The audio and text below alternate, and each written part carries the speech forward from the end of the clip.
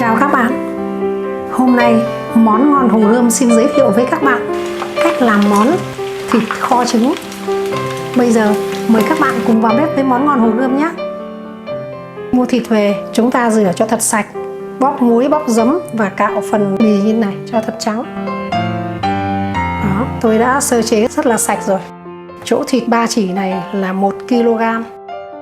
Thịt kho trứng ba chỉ là ngon nhất. Thế còn cái thịt ba chỉ mà nhiều mỡ hay là ít mỡ là tùy theo sở thích của mỗi người. Mình làm cái món này lưu ý cái bì này thật là mỏng. Đó, nếu bì dày thì con lợn nó già, nó dai ăn sẽ không ngon và không thơm thịt. Tôi cắt miếng lớn một chút, tại vì cái thời gian nấu nó hơi lâu, mà nấu nó phải mềm nhừ.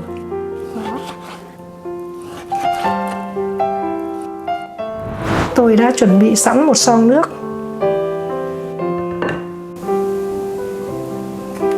Tôi cho một thìa canh muối,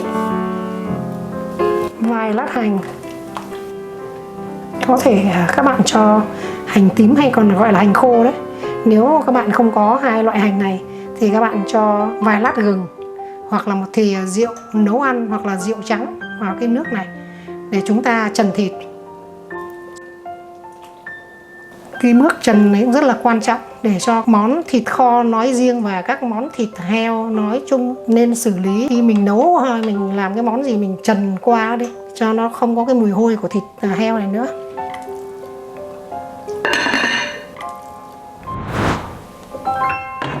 Nước đã sôi, tôi tắt bếp. Tôi mang xả nước cho thật sạch. Sau khi trần, thịt đã được rửa sạch. Bước tiếp theo, chúng ta tẩm ướp thịt. Nước mắm 2 thìa canh.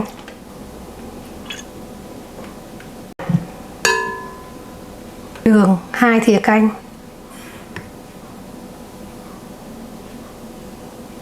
Muối 1 thìa cà phê.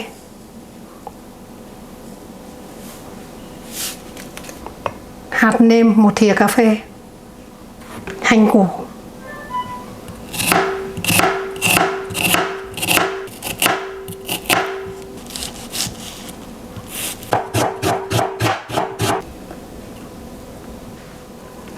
Hai thìa canh hành băm nhỏ. Cái thời gian tẩm ướp thịt này thì các bạn để lâu càng ngon. Nếu không có thời gian thì được 15-20 phút cũng được rồi. Bây giờ tôi để sang một bên.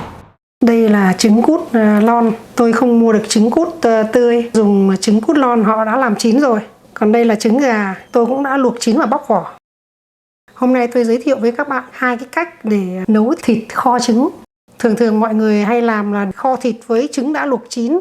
Hôm nay tôi chia sẻ với các bạn thêm một cái cách nữa là chúng ta chiên trứng cho thật vàng rồi kho cùng với thịt.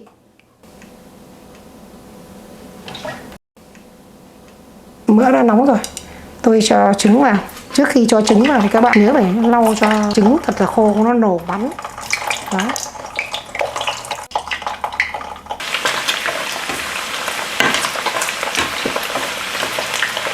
Trứng đã vàng đều, tôi vớt ra.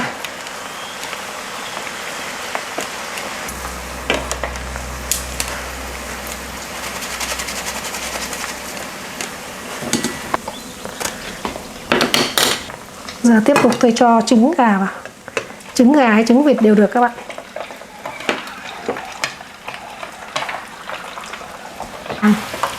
Tôi vớt ra.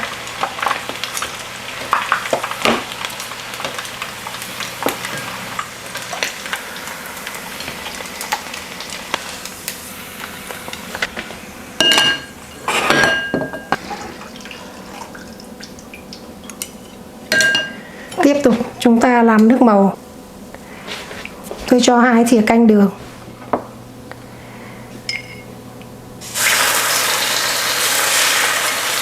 Ba thìa canh nước.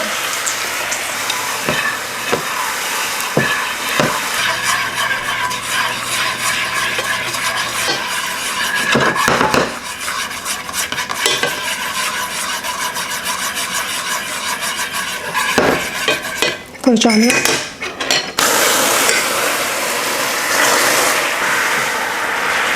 Nước màu được như thế là được rồi các bạn. Cái khâu làm nước màu này rất là quan trọng. Nếu bạn trưng mà không để ý, nó cháy rất là nhanh. Cho nên lúc mà nó chuẩn bị ngả sang màu vàng, các bạn tắt bếp và cứ tiếp tục đảo. Khi nào nó chuyển màu đẹp rồi, cho mấy thìa nước lọc vào. Bước tiếp theo, chúng ta cho nước màu vào chỗ thịt đã ướp. Tôi bật bếp. Đầu tiên chúng ta đun lửa lớn.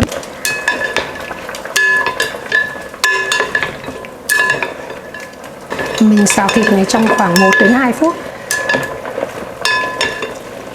Sau khi thịt đã được xào săn chắc và ngấm mắm muối, tôi cho nước. Đây là 500ml. 500ml nữa, tức là 1 lít rồi. Nấu cái món thịt kho trứng này nó hơi nhiều nước một chút so với món thịt kho tàu.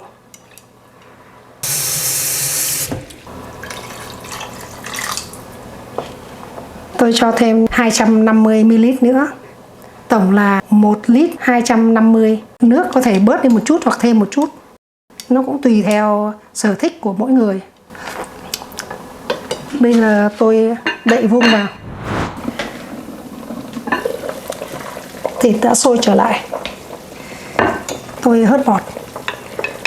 Lâu lâu mình lại phải hớt bọt cho cái nước thịt kho cho nó trong. Nếu các bạn làm biếng mà không hớt bọt, khi nấu xong cái nước nó không trong veo đâu, nó đục.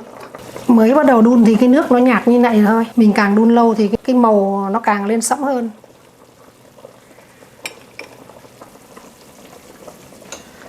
Hạ lửa nhỏ một chút. Đó.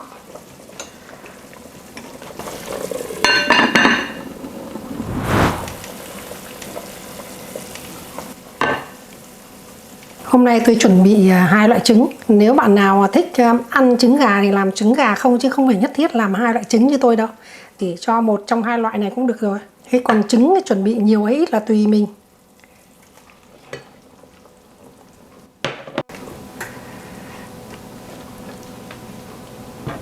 Chúng ta tiếp tục đun cho khi nào thịt chín mềm là được.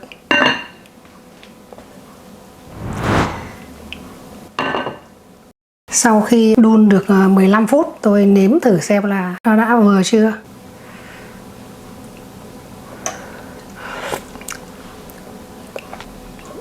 Hơi nhạt một chút. Tôi cho thêm 2 thìa canh nước mắm. Và thêm nửa thìa canh đường. Bạn nào ăn ngọt thì có thể cho thêm. Cái món thịt kho trứng này, thứ nhất là phải nhiều nước. Thứ hai là nó chỉ hơi mặn mặn nhẹ nhẹ thôi, chứ không phải mặn như là mình thịt kho tàu. Đó, trong cái nồi thịt rất là hấp dẫn rồi. Cho thịt nó nhừ một chút nữa là được. Hiện nay thì thịt chưa nhừ mới chín tới à. Bây giờ tôi đậy vung, tiếp tục đun. Các bạn đun thật nhỏ lửa. Nếu mà đun to quá nó cạn hết nước thì nó không phải là món thịt kho trứng nữa, mà nó là món thịt kho tàu. Sau hơn 1 tiếng đun thật là nhỏ lửa, thịt đã chín mềm. Bây giờ tôi mời các bạn cùng nếm thử xem thành phẩm ngày hôm nay như thế nào. Tôi lấy một miếng thịt này. Đây. Tôi lấy một quả trứng nhỏ, một chút nước này. Mời các bạn nếm thử.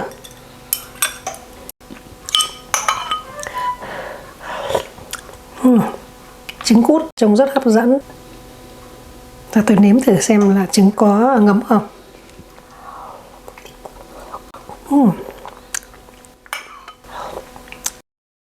Rất là ngon các bạn. Thịt vừa chín mềm, trứng cũng rất là ngấm và rất là đậm đà. Rất là ngon, nước cũng vừa phải mà nước rất là trong. Đây là một quả trứng gà đã được chiên, rất là vàng. Tôi ăn thử quả trứng cút thôi.